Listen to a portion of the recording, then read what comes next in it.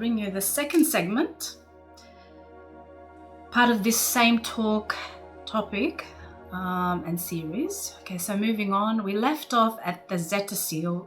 So the Zeta seal is a genetic mutation created in 1748 AD by the Zeta's frequency fence in the D4 time cycle.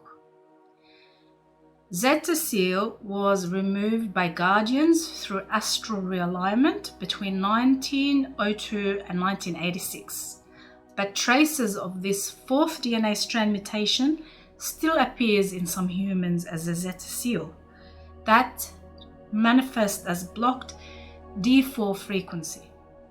D4 is the heart frequency, and thus it blocks the astral, the true astral, and therefore the multidimensional perception from the D3 perceptual awareness, which means it's an artificial barrier. When one tries to project into the astral, they go into an artificial zone between D3 and D4, between the conscious self and the astral identity. The seal operated as an etheric implant within the natal capsule between the third and fourth layers of the auric field. It causes repression of dream, recall, and memory of multidimensional experience. So when you can't recall your dreams, and when you're having memory problems connected to your multidimensional experiences, like when you just know you went there but you don't know what happened, or you just can't have that proper recall, this is because of that Zeta seal between your third, which is your conscious identity that wants to recall your unconscious, which we perceive it as unconscious, but it should be fully conscious. Your dreams should be fully conscious. We perceive it as unconscious because of that barrier there. So frequency disparity, okay? So it hampers on your multidimensional communication, astral projection, and when there's an infiltration between 3 and 4, that's your soul integration process becomes also incomplete, or it doesn't even initiate a soul integration.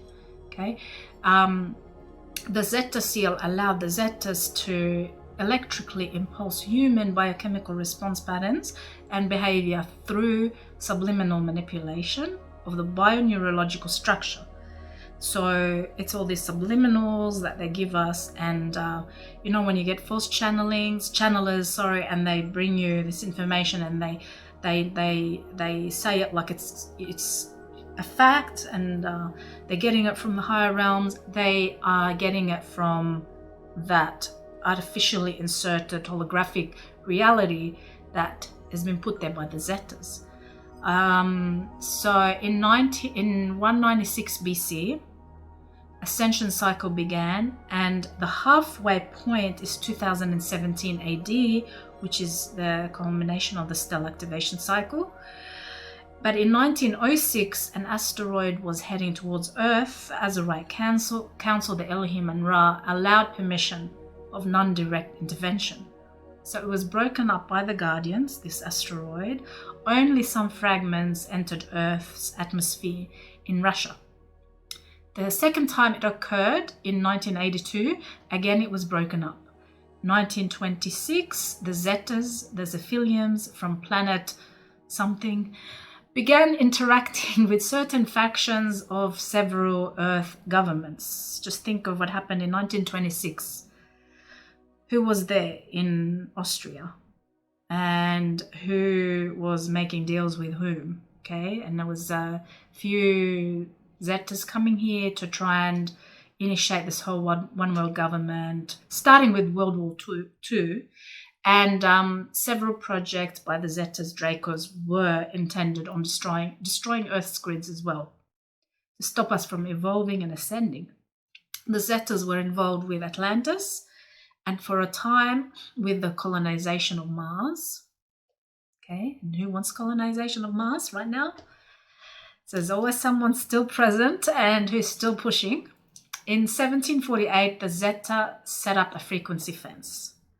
This fence is a block of astral dreams and out-of-body recall. In 1943, they offered the US Navy a technology to make objects appear invisible.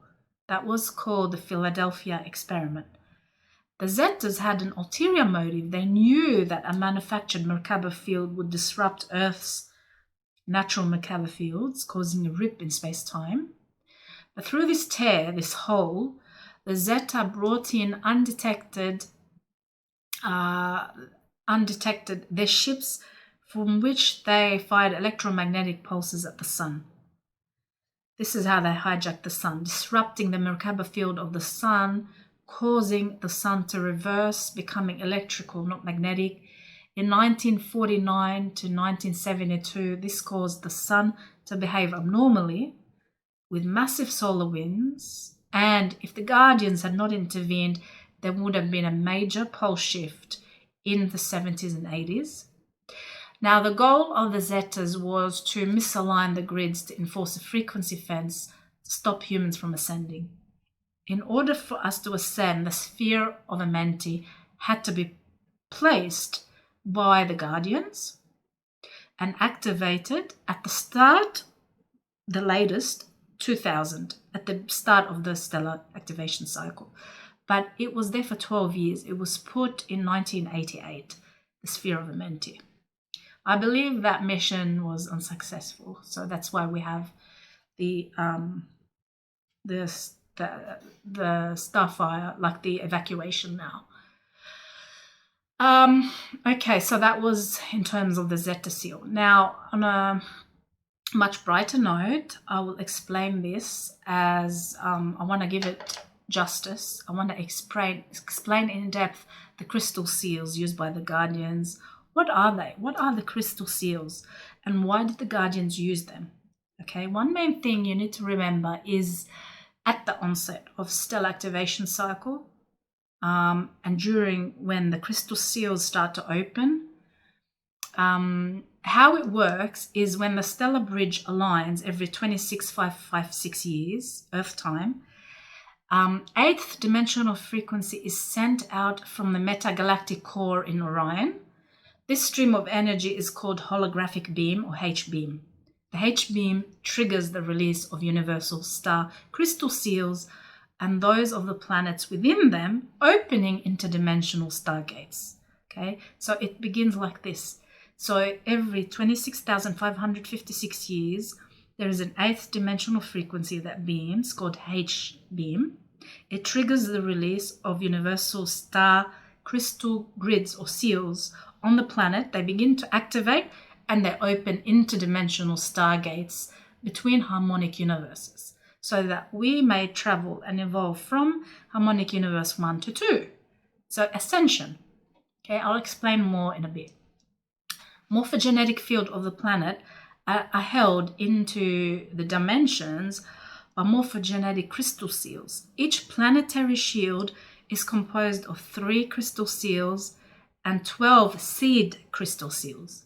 So 3 star crystal seals and 12 seed crystal seals. That's each planetary shield. Okay. Now the star crystal seal corresponds to the 7 primary vortices on the planet. So the 7 chakras are the star crystal seals. This is another reason they weaponize Jehovian seals against us, to stop that from happening. When the star crystal seals release via frequencies from the stellar bridge, the seed crystal seals open, releasing the planet's 3rd dimensional particle base from dimensional phase lock. So when something phase lock, it means its Merkaba is not spinning, it's phased. It means it's locked. It's like when you lock your door, you try and open it doesn't open. But with the release of the seal, the Merkaba comes out of phase lock, which allows for particle blend. So the particles will blend, anti-particle with, male-female. They start to blend, and then you have a blending between Earth and its higher dimensional counterparts in the higher harmonic universes. So then frequencies blend with higher frequencies. This becomes like an integration or a frequency, what do you call it? An upgrade, frequency upgrade, okay? Earth goes through that, we go through that. The harmonic universe 1 Earth shields, one only, holds the frequency seals for vortices 1 to 3. So the harmonic universe 1 has 3 vortices and it holds the frequency for these 3 vortices. Harmonic universe 2, which is the Terran shield, holds the frequency seals for vortices 4 to 6. This is where we would have been going into if it weren't for the violation of these vortices, because they've fallen. The vortices of Earth, which is why it's not participating in Starfire, because its vortices, its chakras are taken over. They are actually corrupted. So it's so damaged. The Earth can't go into Starfire. Only Eartha goes into Starfire. That's why we're trying to catch the wave and match the morphogenetic pattern of Eartha so we can ascend with Eartha. If we don't make it to Eartha, we can go into the aurora fields. We can be like gyrodomed into the Earth field, into the aurora field, just as a halfway step. So the second would be the Terran shield, which holds frequencies of the vortices 4 to 6, which is harmonic universe 2. So that's the Terran shield. This is what would have, if that activated, we would have integrated, soul integrated. Okay, that's our second harmonic universe. Now, third harmonic universe is called the Gaian shield, because it corresponds to Gaia, true. So it holds the frequency seals for 7 to 9. This is our 9 is in Andromeda, but it pertains to Kundalini energy. So this is what would have happened if everything would have gone according to plan. And and you know, when you get a bit paranoid about shadows and things, especially when I'm making a talking about fallen angels, and I see a shadow, it's like, but it's nothing. It's just my chair, the shadow of my chair there on the wall. Anyway, and the seals for Earth's harmonic universe 4 and harmonic universe 5 are both in the Lyra star system.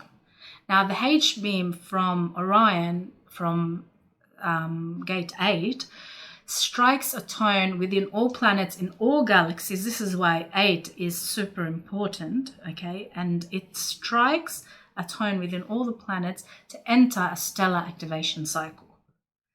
If a planet has had high enough core pulsation, its shield will send back a lower harmonic of that tone, which allows the H-beam to ground or anchor within the planetary core via the stellar bridge. So stellar bridge is also called the rainbow bridge. That means you're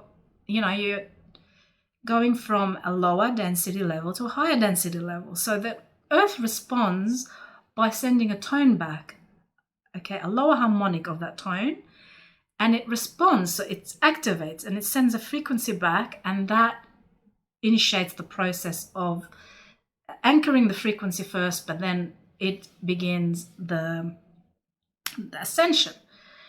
Now, grounding of that stellar bridge magnetically pulls the planet's electromagnetic fields into alignment with the stellar bridge, so it has to be all aligned, commencing the opening of the activation, the stellar activation cycle.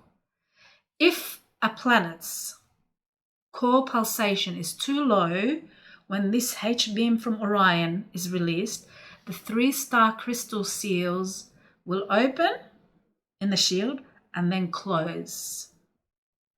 Open and then close. So what that does, it locks out the stellar bridge, so you don't have that anchoring frequency coming in. And once the 3rd star crystal seal is half opened, it's an event that took place on Earth in June 1998, the planetary shield begins to activate and the stellar bridge cannot be shut out. So if it only half opens, then you're good, you're underway. We're well on the way of anchoring the stellar bridge. But when it opens and then closes, that's a problem. That's when the pole shift happens and all that, okay?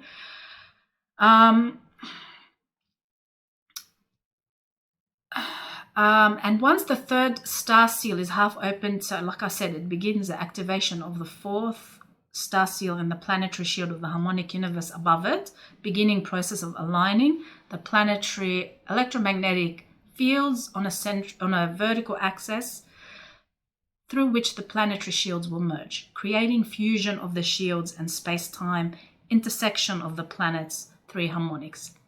If the shields, however, do not activate, due to distortions in morphogenetic structure, global pole reversal, time reversal, and tectonic cracking occurs. So that's when earthquakes occur.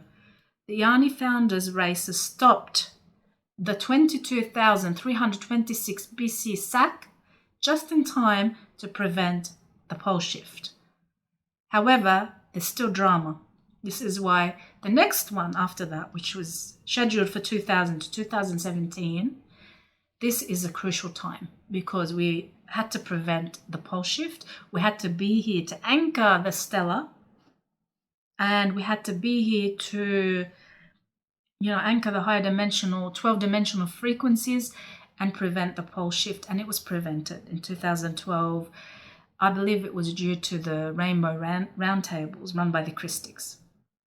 This is why Guardians had to ensure we had sufficient frequency to activate the shields. So something FAs didn't want. That's why they went against the Christics when the three speakers were dispensating the information. If the planetary shields activate properly for merger, so what happens is the Merkaba start to activate and they form a big Merkaba and it enters into the Mahunta phase. So it activates and begins ascension. This is when the Merkaba comes out of phase lock and becomes form constant, which means activated. More on crystal seals because it's fascinating, so fascinating and amazing. And I just love talking about crystal seals. And I love crystals too. This is one of our earlier crystals that I've put so much D12 into it. It's like beaming with D12 now. And I have to keep them on me because, I feel close resonance with crystals. That's why we have a small crystal shop, because we feel passion to making our own, designs and stuff, and also putting them all around the place. And yeah.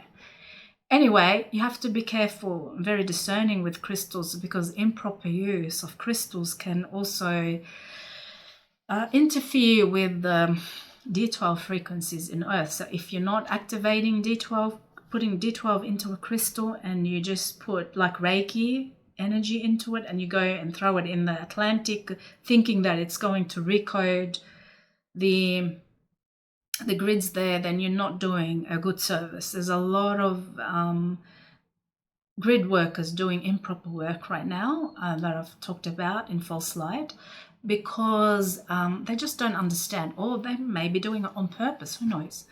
But anyway, just be very discerning with that.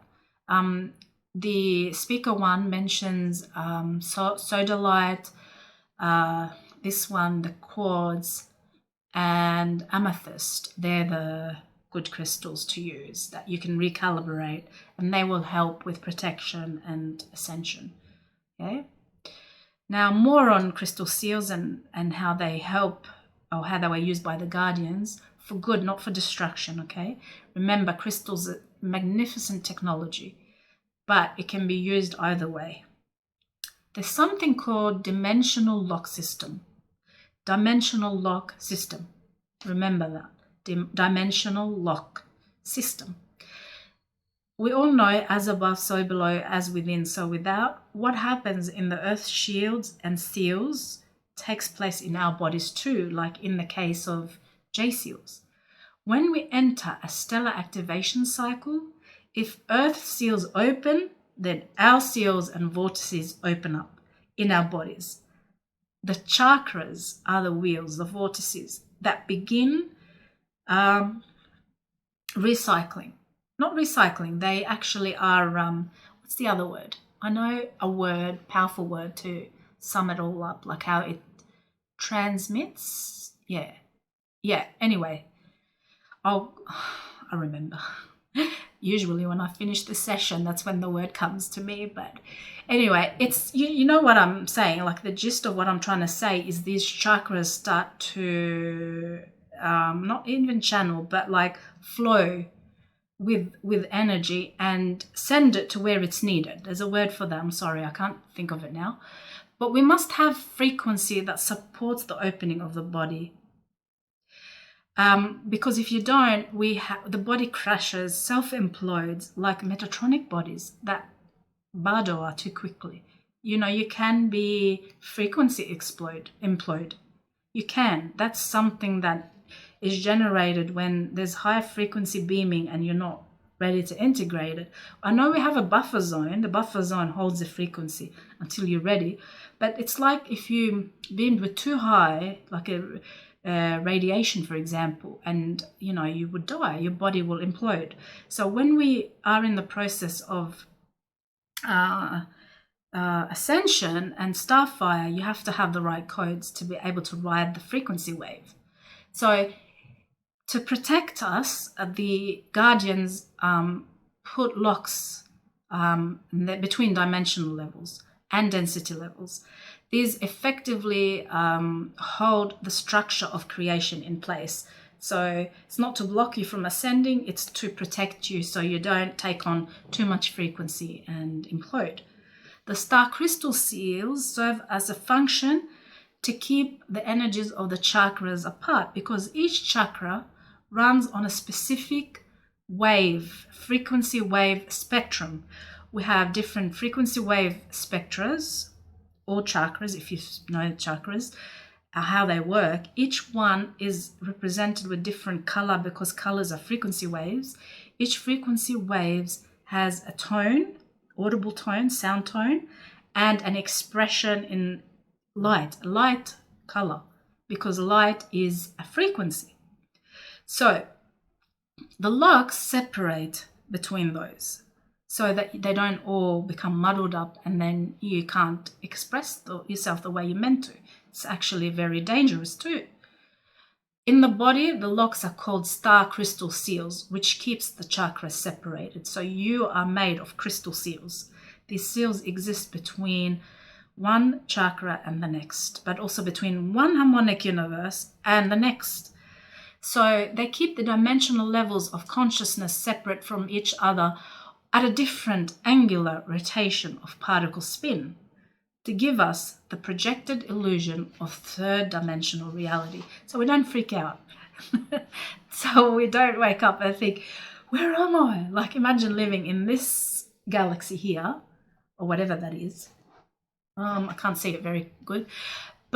And then you're just lost in space and you can't ground. Imagine that feeling. I'd go crazy because I'm an dominant earth. I have a very strong sense of grounding. I have to ground. And if I don't ground, I just feel so like I want to rip my hair and come out of my skin. It's just like, it's so frustrating for me. It's the worst thing you can do is if you pull me out of my comfort zone and put me in a place where I feel like I'm floating and I can't ground. If I can ground, good, because I've done astral projections a few times where I can see the silver cord. I can come back. But I haven't actually, that's a long time ago. It's probably when I thought that going to the hibernation zone is a correct astral projection. Lucky nothing happened. I don't recommend it until you've got the proper guidance on the correct way to astral project. But back then it was quite funny because I was like so annoyed that I couldn't. But then I found my grounding place and I came back and I was like, I don't think I ever want to do that again because I need to ground. And so all of these chakras have a different role. The red spectra is to ground you, to make you feel secure and safe. So that's why we have to understand our multidimensional reality from the vantage point of the vortex, so that you picture yourself as a vortex and looking out into the world. If you are in the red spectra, how would you see the world? If you are, in your heart, how would you see the world? How does that appear to you? That's like some form of exercise and self-testing to see where distortions are and imbalances. Anyway, the dimensional lock system keeps these separated, thankfully. But the dimensional lock system consists of pairs of interconnected counter-rotating electromagnetic field spirals of stargates and time portals. It's all within some, when we say, I like this, when we say time portals, when we say portals are within, literally they are within, okay? They all exist within. The sun, the moon, the planet, they all exist within you. Stargates and time portals exist as a black and white whole pairs that are connected at the center point by scalar wave frequencies, seed crystal seals. When the center seed crystal seed releases, the stargate or time portal activates, and the pair of, you know how we have counter-rotating electromagnetic spirals? The top is clockwise, the bottom is anti-clockwise. They merge to form an interconnected Merkaba field, which allows instantaneous passage between various time-space, or actually space-time coordinates through shift of atomic angular rotation of particle spin. This is how you this is how we time travel. We merge the Merkaba, but the Merkaba that we use is the organic 45 degree Merkaba, not the 55, not the Fibonacci Merkaba. So be careful what you're being taught out there as true science, spiritual science. The FAs, the fallen angelics, know this. That's why they created wormholes, to try and create an artificial leap into time-space through passages between dimensions using Merkaba technologies, not the organic Merkaba, eternal life Merkaba, but the Fibonacci Merkaba. The activated Merkaba vehicle shifts the angular rotation of particle spin and particle pulsation rhythm. This is the rate of the vibration and oscillation of a particle, an atom, and units of consciousness. The slower you vibrate, so like your red pulse, your red ray is the slower vibration. The higher frequency is the higher rays. So, but no matter, the rhythm is determined by so many factors, like how activated your Merkaba field and what's in your field preventing the activations and all that, okay? But the activated Merkaba vehicle shifts its angular its angular rotation of particle spin and particle pulsation rhythm of the matter form to match that of the portal or the stargate, allowing the matter form, which is you, the matter, to acquire electromagnetic co-resonance with the stargate portal for passage into the form constant. They're big words, but just basically means that you're going from one to the next via a bridge, one dimension or one density level to the next, via trans-time. Trans means being on in between. Bridge is a travel passage. Stargate, portal, means going through form passage on a form constant. Activated Merkaba, and when the Merkaba activates, it enters a constant activation state. And stargates with a vertical axis permit passage between space-time locations in multiple universes and density levels. There are Merkabas that go vertical, the ones that go sideways, horizontal, then you go like that, diagonal. And you can be all over. It depends on the level of Merkaba activation. And I made a video on Merkaba activations and mechanics of Merkaba on our channel. It's there, so if you want to watch that. There are also interdimensional and transharmonic, so one can activate their Merkaba and travel through density levels too. A lot more difficult of course, to achieve in comparison to the smaller one, the interdimensional time travel. Okay, so to summarize, the locks are basically, think of them as frequency barriers that prevent the frequencies from one dimension from running into another one. Not until the lock opens up and it allows the flow between the two. There are smaller locks dimensional locks in between the individual dimensions, between dimensions 2 and 3, between 3 and 4. There's also larger density locks between density levels that maintain separation between density levels within the Cathara grid.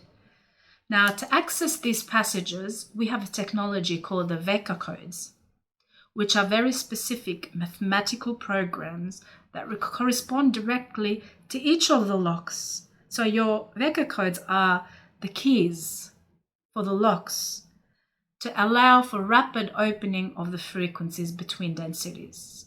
It's the fastest process of soul integration, over soul integration, and avatar integration. So we are built on mathematical codes. The whole universe is built on sacred mathematics. We are a product of this creation, just as the whole creation is a product of us. We create, we co-create. So we too are built on the foundational concepts of sacred mathematics. Our DNA strands, our substrands, everything is built on mathematical coding. When people ask why would a Veca code, they ask me when I was running sessions and had Veca codes come up. They asked what's the relevance of a Veca code? How can a Veca code, a picture, activate? You know, how does that simply do that? I say because you are a mathematical equation and the Veca code is the key or the formula. And this is how DNA works. So DNA doesn't work with like material things, but it works with light and sound. So when we tone the sound, the corresponding sound, it also activates. So we need sound and we need light. Light is what you see, the vision. So the code and the tonal sound. Okay, and that becomes it works by a process of accretion of frequency each time you do the toning and the optical pineal induction, and it becomes a symbiotic process. Everything gels with each other. The molecules, DNA strands, start to form building blocks. And this is how we acquire deeper visions and understanding, by building DNA blocks slowly. This topic is incredibly fascinating and should captivate us all as we all become more and more attuned to understanding who we are, both on a deeply intrinsic and on a superficial physical level. So the freedom teachings uniquely address these mechanics in ways that no other philosophy on earth does. Sadly, many people misunderstand these teachings and dismiss them as mere psychological operations. And just a disclaimer here, this is a reason I don't teach past 2012, is because these Veca codes were actually modified after, and a lot of the juice in the teachings, the actual main concepts too, the activations, the flame bodies, they were all taken out, changed, oh, that's not correct now, we have to do this now. And it's like, it doesn't make sense, because when something originally is given, that's of a highly sacred nature, it doesn't just get superseded like that. Surely it's not a mistake. Like, or if something was greater at the time, it would have been given at the time, not after the 10-year contract was finished. So anyway, I just want to make a disclaimer here that this is the reason why I stick with original teachings. Firstly, they resonate. Firstly, before anything else, the encryption of the speakers seems a lot more heart level for me. So it speaks to me, to my heart, it speaks to my soul. And it doesn't seem like, okay, maybe most of you indigos here listening would know this. You have high level of discernment, I'm sure.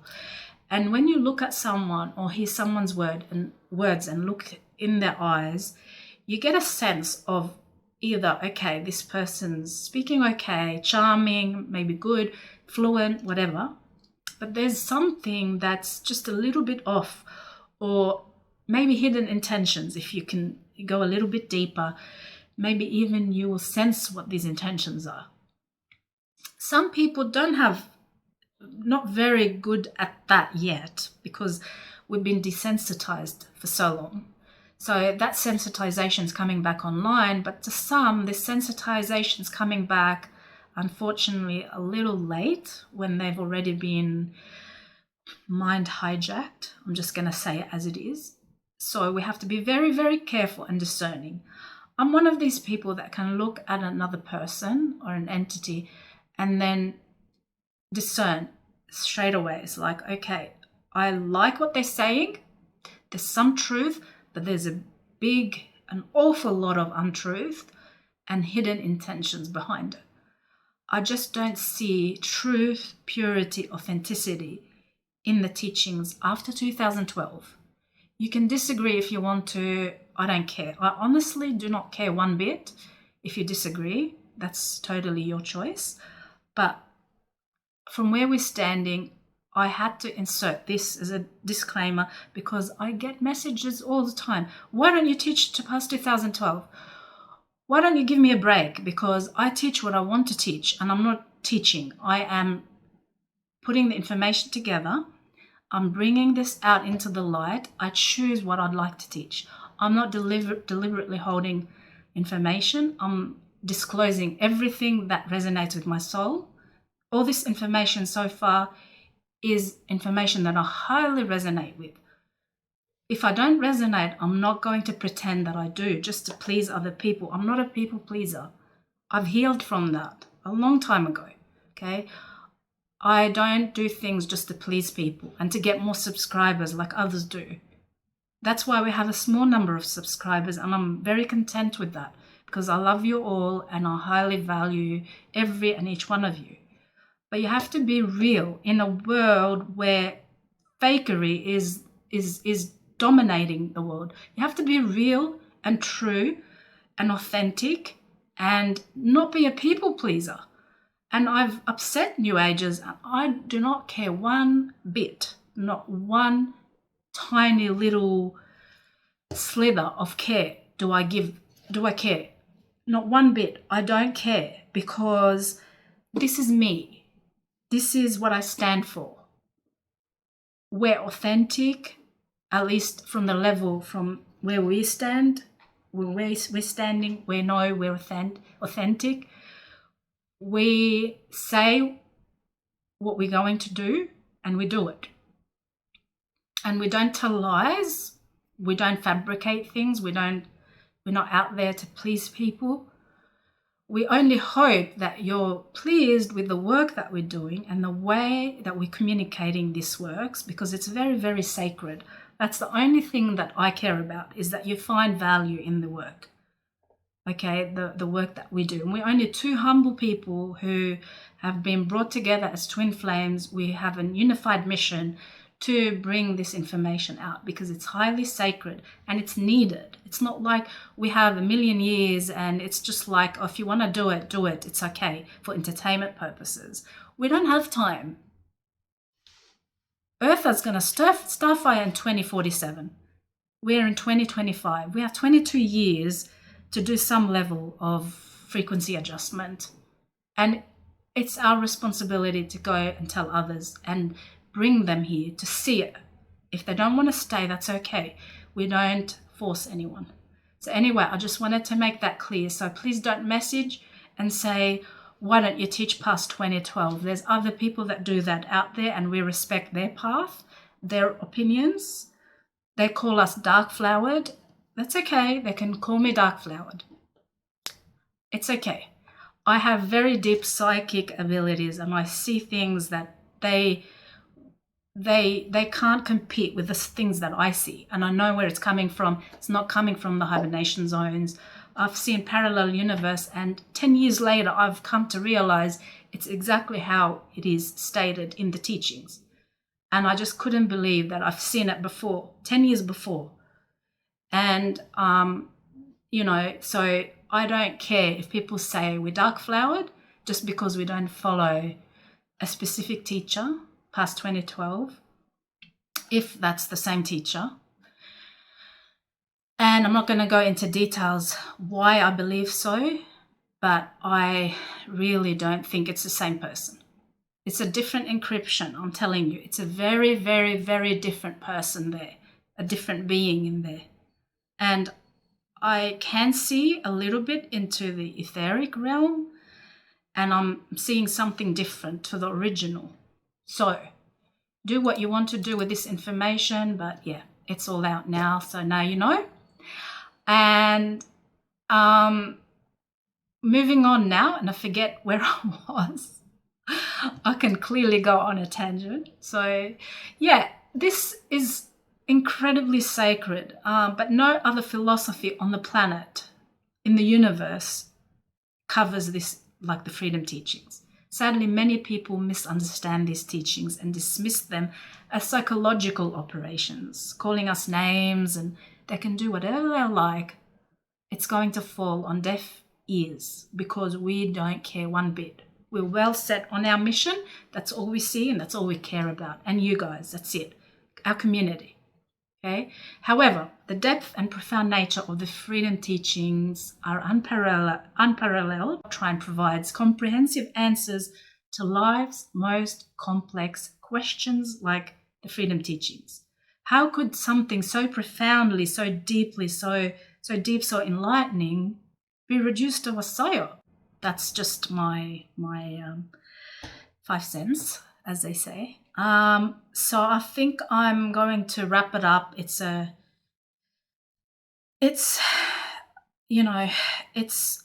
reason I'm going to draw a line here. It's a fairly short segment, is because I'd like to talk about APINs and make another segment for those, because it's another large topic. And I want to have it all in one segment. So I'm going to end today's segment here. Next time, and it will be segment 3, even more fascinating. Like I said, I'll dive into APINs, wormholes, reverse technologies, solutions for healing, cosmic clock reset. This is something you need to know, what time cycle we're on, versus the global reset. We're not talking about global reset, but we're talking about the actual organic time clock, okay? And many others. It'll be a good few hours. So I want to, intertwined topics together. They have to be together. So I encourage you to make a small donation if you find our content valuable. Just hit the thanks below and leave a few dollars. Honestly, not much, but many people do it, then it counts for something. Your support is so crucial for us to continue this valuable content, to continue doing and sharing this information. Next week, I'll be also sharing a son, which is a song, but it's in Christic science. It's called Son, P-S-O-N-N. And I'm going to teach you the words towards the end of the video. I might just read it out so you can sing it, because I don't want to scare you with my inconsistent voice, because it goes up and then it breaks and then it goes down, way down. It's anyway, I don't have a singing voice, but I'm going to read it and you can sing it. Anyway, be here, tune in for some more information. Thank you again for being here, beautiful souls. I'll see you next time. Only love. Shield. I have base shield written on the top of that, don't I? Yeah. Okay. Now, this applies to things we're going to learn about tomorrow too. See this odd shaped thing here? This is called the seed atom. It is the 15-cell seed atom. Now, in tiny form, it exists at the center of the Amareya flame, and it exists as the living spark that sets in motion any creation and exists in the azure of whatever Cathara grid you see. It also, that little tiny 15-cell seed atom of the Akasha seed atom, creates a template, a shield. This is called the base shield. This is called the Ecka base shield. In fact, it has configurations that you'll see in a minute, where there's all sorts of coding, mathematical coding in this. But this is the actual form of a natural seed atom. It is not supposed to just have 7 cells like some people teach. That's half of one. That's taking the core out and leaving the rest of it. That is one that has a 7-cell seed atom, would be ripping these two apart so they can't come together to form a double Veca. Some systems of Shona field, Merkaba fields are built on creating those. They are finite life Merkabas. They're black hole technologies. But the natural ones are 15-cell seed atoms, and they expand out to form what is called the Ecka base shield. Now this is the base shield. Anything that comes into manifestation within the Ecka system or in the Veca systems, the smaller Veca systems and their densities, leaves the imprint of its organic, pure creation template in the base shield. When we talk about the technologies we're going to use tomorrow, they're called base shield bonding, where we're bonding our lotum crystal and our axiotonal lines back to the original imprint in the base shield. Now to do that, you have to be able to access the base shield. If you're down here and you have in these frequencies and you have all of these things closed and you haven't activated your Merkabas yet, you're not going to be getting the flow of frequency that will allow you to pull in the frequency to bond to the base shield. So the frequencies we've been progressively building for the last 2 years, really, in the programs, have been to bring in enough frequency where we can now open those 7 seals so we can activate the frequencies of the Ecka so we can do base shield bonding. So axiom base shield bonding is bonding of the axiom template, which is the DNA template, into the original base shield imprint, and it's done through the ethos field, which is connected to the ethos density form Maharic shield down below your feet. And the lotum base shield bonding is the other part of the technology, and the two of them together will allow your axiotonals to make sure they stay in line with the part of the planetary grids that are going back into the living light fields instead of going into the ones that are getting phase locked into Shona light fields. And this is what I'm referring to when I say base shield. All right, so because we're going to talk about that a lot tomorrow. So that is the core template. It's like a shield. If you look at the Vecas, and this is the Akasha here. It links, it runs the full length of the Akasha, and it is the base shield from which the Ecka and all the Veca systems manifest. All right, next one, please. And it's also part of your personal anatomy. You have, just like the macrocosm has these structures, so does your body. This is a closer look at the base shield and the 15 cell seed atom. It's called, there's different parts of it actually. This information, I just didn't have time to white out. Technically it doesn't go into Cathara, but it doesn't hurt being there. It just tells you about Hetharo and Hethalon and what happened in 2003, because the planet is going through changes where it has just received a reset of its seed atom in a third of the grids. And there's a whole process that the planet is now involved in that is a process of resetting the 12 Ruche pillars, which is resetting the time waves, the genetic time codes on a planetary level, not just of things that are in biological form, but literally the matter pulsation time codes, to get the planetary body where it can again hold the faster pulsating Charlet light fields instead of the progressively slowing. And then it's funny, the Shona fields, they slow and then they speed up really fast as they burn out their seed atom until they compact and eventually explode or implode, depending on what their particular structure is. So anyway, this is the base shield and the seed atom. The seed atom would be the tiny point, and from the seed atom, the program expands out into a scalar wave shield that forms the base shield. All right, next one, please.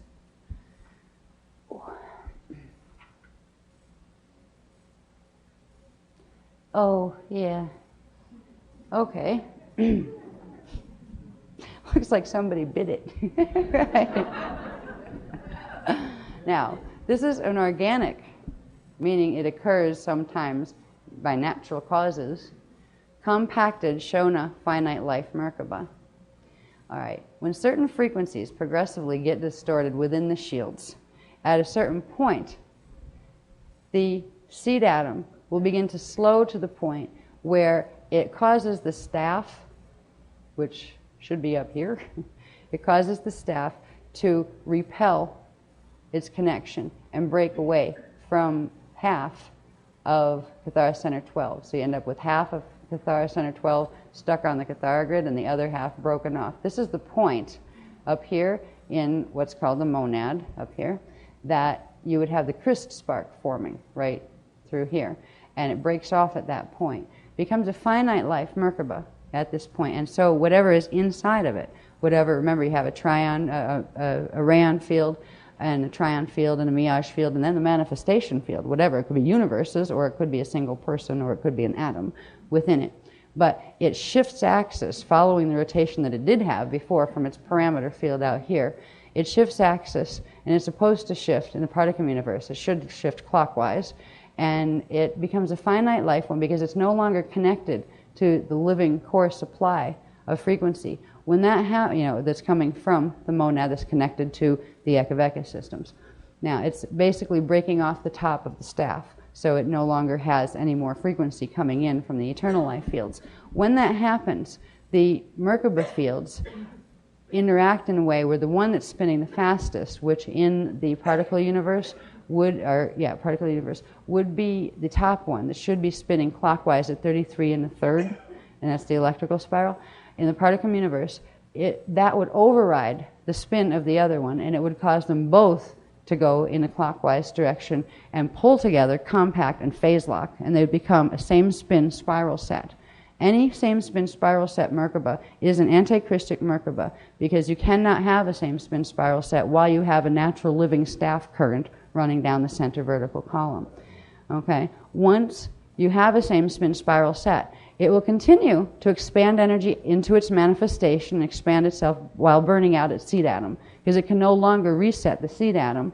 There's certain cycles that seed atoms get recharged by the natural Christ spark that forms at the monad. But when the monadic core in here gets cut off from the monad of the Veca, you can't recharge this anymore. So it expends its energy out into manifestation within itself, and then it eventually has no more frequency to expand out. And at that point, while this is happening, the Cathara grid it's made of actually pulls together. It elongates and gets thinner this way, and it pulls the spirals in where the whole sphere around it, the whole parameter sphere, shrinks and gets smaller and smaller and smaller until the thing finally compacts in on itself, and then sometimes implodes, sometimes explodes, depending on the conditions around it, actually, in the fields around it. So that sometimes happens by accident, let's say. It's always a result of choices made in free will. If this were not a free will system, you wouldn't have problems like this. But if you make choices that progressively damage your shields, like say you decided you were going to have a drug addiction for 6 billion years, just to see what would happen. And every lifetime you took out a good portion of your shield, till finally you had hardly any of its natural scalar waves standing up that could receive the living light fields. At that point, your shields would start to spin so slow in their natural direction that they couldn't anchor any more of the frequency, and they begin to repel the natural currents of the staff, shoving them back up the staff instead of having them come down, and that would crack the top of the staff. All right, so that can happen by it's a cultivated accident. It's not an intentional thing. I'm going to create this to do something, that's going to steal energy from someone. It's something that can happen on occasion. Even when a being or a system gets caught in this state, now it can't regenerate at that point. It's Christos seed atom in itself. It will go through the ashes to ashes, dust to dust process, which is once it expends itself, once it expends the energy of its seed atom, it will have a brief time left while its manifestation holds, and then the manifestation and the shields and the Cathara grid will progressively fall apart, and it will go back to units of undifferentiated consciousness. It still has an imprint, whatever it was, in the Ecka base shield, but it can't link to the imprint anymore when the seed atom has gone into complete reversal and the staff is completely broken. All right, this happens sometimes, and even beings that are caught in this, they can still choose, if they want to live in Christic ways, and they can still make what time they have left joyful and dignified, and walk with Christic grace by remembering what it is and choosing to settle for nothing less. Just because, like say, if you were part of a race that got itself in trouble and its whole shield was going to fall because of playing with physics the wrong way and making external Merkabas and things like that, and you found that your Merkaba was going to do this, and no matter how you tried, you weren't going to be able to regenerate. There's a peace that comes in knowing it all takes place within Source anyway. It's just a matter of path. Are you going to go back remembering, or are you going to go back to the sleepiness, where at least you're going back to Source? One way or the other, you go back. You can't go away from Source. So there's a peace in either process.